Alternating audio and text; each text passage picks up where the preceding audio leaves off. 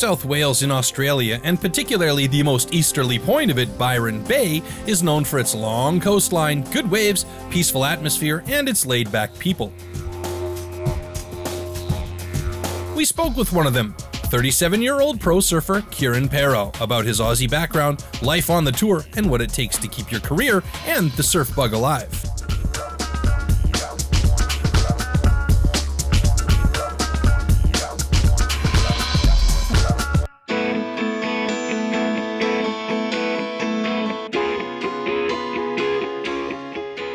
My father's South African. He's a South, but my mum is Australian, and he met her in Australia, and I was born in the town that I still live in now, in Byron Bay. Back when I was very young, he shaped surfboards. He's still shaping surfboards now, but he was making surfboards for Martin Potter and for Sean Thompson when Sean Thompson was winning the title.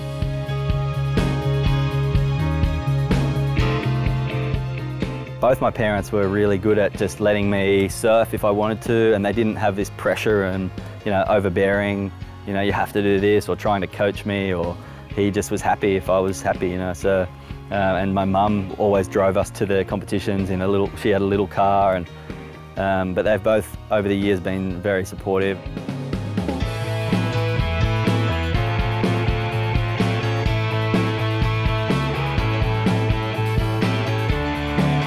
But even with a perfect bringing up and background, it's not that easy as it sounds to come and stay in the Hall of Surfer Fame, one of the 44 best in the world on the ASP World Tour.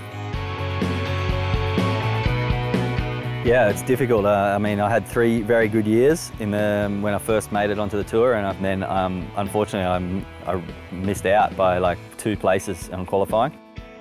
And then I had to go back to the other tour to qualify again. It took 3 years. And I think in the 3rd year when I made it back, it was my last attempt. I was so done. I just had too much of that. It's a lot of traveling and more difficult, less money, and very hard for us. So why bother then?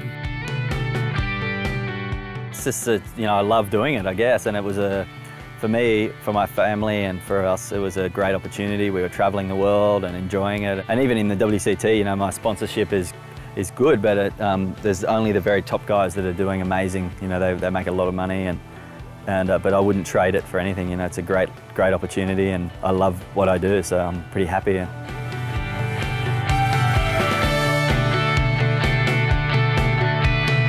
Outside of Australia, Kieren's biggest fame and love, except for his family and 2 kids, of course, is his Hawaiian Pipe Master title. This wave and this whole stretch of coastline is just really special, and the surf's amazing, and I love surfing in it. But in Hawaii, it's just so much focus on this place, and to perform and do well here has always been something which has been deemed a great thing in surfing.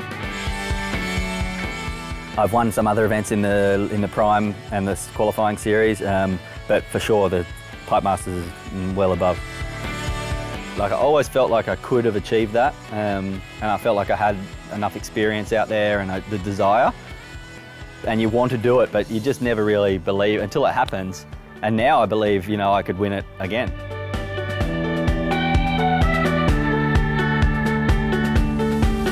Unfortunately, Kieren didn't have the chance because he dislocated his shoulder at the last event and is now out of the WCT and just sees the crown and new talents as the commissioner for the ASP.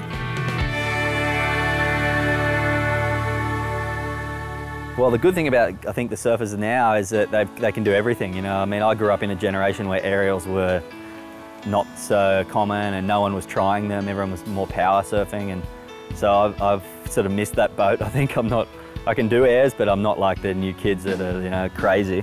But I think it's amazing to watch when they've got a complete package too, like John, he can do everything. He's got the best airs in the world and big turns, and he can ride the barrel like no one else. So, and to be the world champion now is, you have to cover everything. You have to be good at all of that.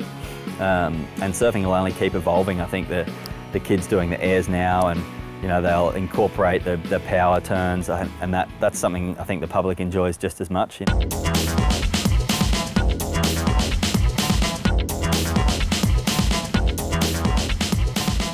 During his career between 2002 and 2013, Perrow competed in 9 seasons on the ASP WCT, finishing a career-high ASP World number 6 in 2003, and would go on to claim the prestigious Billabong Pipe Masters title in 2011. He delivered incredibly consistent performances at all venues across the globe, and in addition to his obvious talent in the water, he has played a vital role in the development of professional surfing.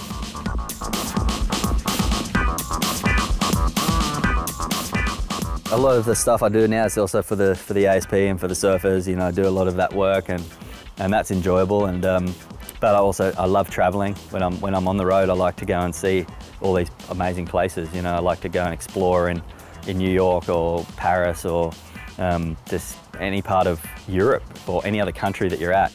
But they're such beautiful parts of the world, and I think we can, as surfers, you can bring people's attention to that. You know, how great this place is, and you can try and enjoy it as much as you can. You know, I like exploring and doing that, and I like reading, and I just, you know, I enjoy a lot, and I enjoy cooking. That's my other thing, and food. I think that helps me in some ways to just come back and be more excited about surfing. And I don't want my kids to go to France or Portugal or all these places and not experience what it's like in those places.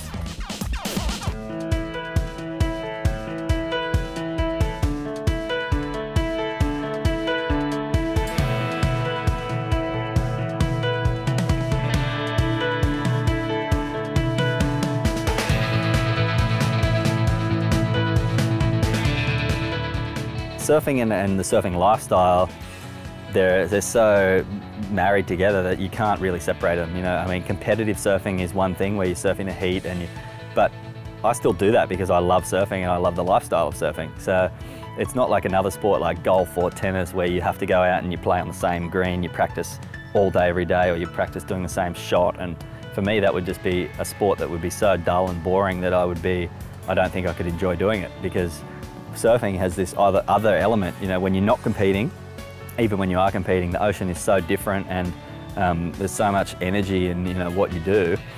You go out for a free surf and you come in feeling amazing because you've just gotten a really good barrel, and so there's a bit of I think there's the lifestyle is ingrained in every surfer.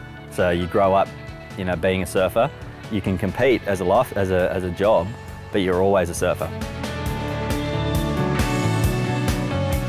Kieren Perrow will always be a surfer, and with the new rules and ideas, he has helped shape the sport into what it has become today.